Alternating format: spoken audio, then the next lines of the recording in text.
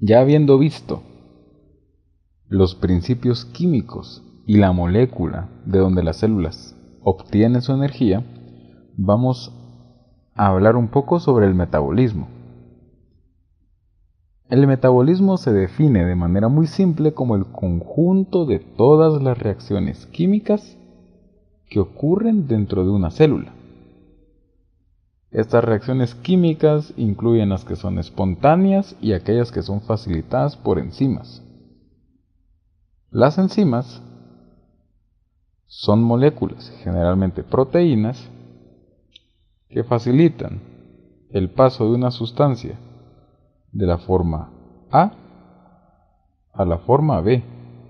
Es decir, son proteínas que agilizan el proceso de cambio de una molécula. Pero metabolismo es un término que incluye todas las reacciones. Cuando miramos solo una porción de todo ese metabolismo, nos referimos a una vía metabólica, es decir, a la secuencia de reacciones químicas. Por ejemplo, si la sustancia original es la sustancia A, que se transforma en B, que se transforma en C,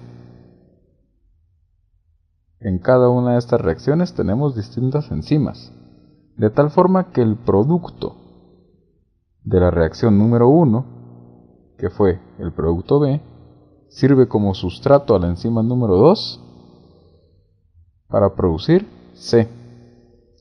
Y a esta secuencia de reacciones se le conoce como vía metabólica.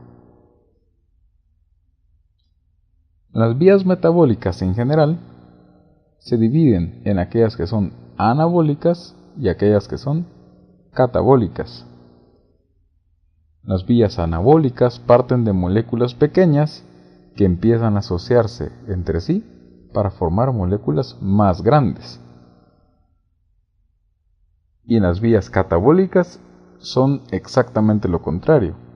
Parten de moléculas grandes para generar moléculas más pequeñas, es decir, dividen las moléculas grandes en varias pequeñas.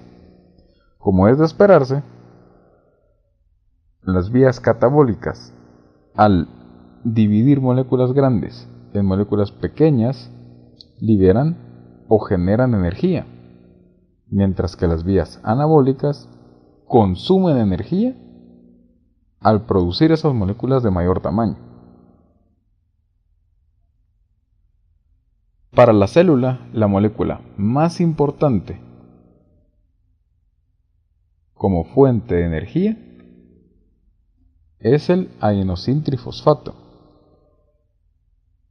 Esta molécula es la que más se utiliza, no es la única, pero es la que más se utiliza porque es pequeña, es fácil de transportar y además porque representa un paquete de energía. Es decir, que la célula puede dirigir los paquetes a los sitios donde más hacen falta. Pero ¿de dónde se origina ese ATP? Bueno, el ATP se origina a partir de los sustratos que consumimos en la dieta, de las macromoléculas que consumimos, de la glucosa, de los lípidos y de las proteínas. Cada uno de estos tiene una vía metabólica distinta,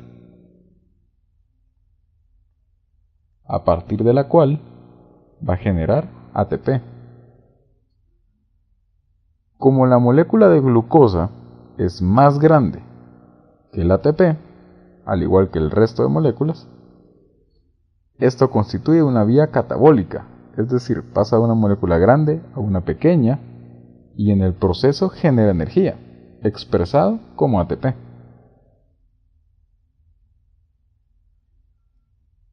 Tomemos, por ejemplo, la fuente más abundante de energía, que es la glucosa. Nosotros consumimos alimentos y esos alimentos llegan a nuestra célula en forma de glucosa. Esa glucosa sufre una vía metabólica para producir piruvato. Esa vía metabólica se llama la glicólisis, es decir, la división o la separación de una molécula de glucosa en moléculas de piruvato. Ese piruvato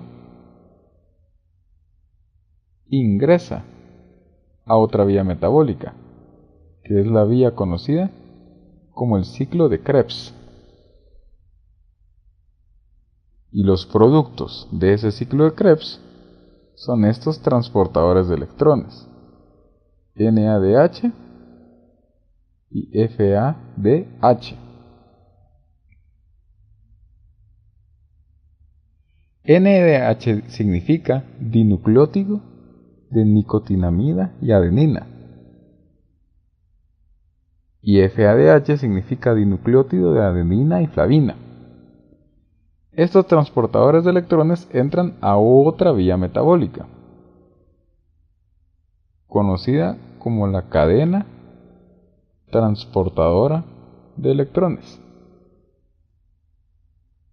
Todo esto en su conjunto constituye la vía metabólica que utiliza la glucosa para producir ATP.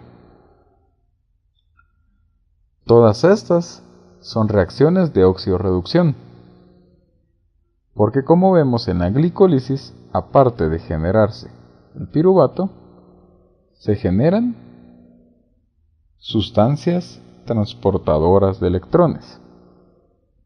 En el ciclo de Krebs se generan sustancias transportadoras de electrones, y esas moléculas transportadoras de electrones van a la cadena transportadora que genera ATP. En este esquema, solo quiero que sirva como un ejemplo de lo complejo que es el proceso de glicólisis, donde partimos de una molécula de glucosa y obtenemos dos moléculas de piruvato. Es muy importante hacer notar que la glicólisis genera moléculas transportadoras de electrones, ya que el NAD positivo adquiere electrones durante el proceso. A la molécula resultante se le conoce como una molécula reducida.